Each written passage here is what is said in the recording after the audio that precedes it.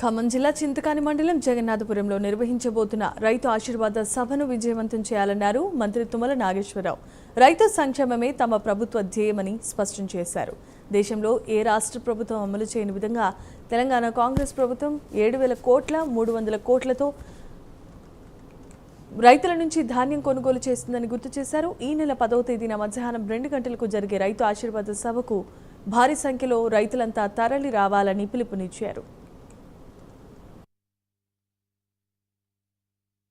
రేపు 9వ తారీఖు కల్లా 9,000 కోట్లు సుమారు రైతుల ఖాతాల్లో జమ చేసి అదే జగన్నాథపురం గ్రామంలో రైతు ఆశీర్వాద సభ నడపాలని చెప్పి గౌరవ ఉప ముఖ్యమంత్రి గారు ముఖ్యమంత్రి గారు నిర్ణయం చేయడం జరిగింది.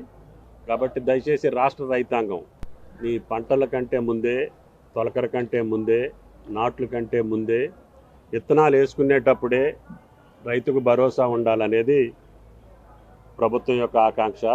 ఆర్థికపరమైన వెసులుబాటు అంతంత మాత్రంగా ఉన్నా వ్యవసాయం ఆగదు కాబట్టి రైతు పెట్టుబడి కోసం కష్టపడకూడదనే ఉద్దేశంతో 9 రోజుల్లో 9,000 కోట్లు జమ చేయటం అనేది ఒక చిన్న రాష్ట్ర ప్రభుత్వానికి, కొత్త రాష్ట్ర ప్రభుత్వానికి ఆర్థికపరమైనటువంటి భారం అయినప్పటికీ రైతాంగాన్ని దృష్టిలో పెట్టుకొని గౌరవ ముఖ్యమంత్రి గారు ఉప ముఖ్యమంత్రి గారు ఆ బహిరంగ సభ మధిర నియోజకవర్గంలో జరగాలని, తద్వారా ఇక్కడి నుంచే రాష్ట్ర రైతాంగానికి ఆ వెసులుబాటు కల్పించాలనుకున్నాం.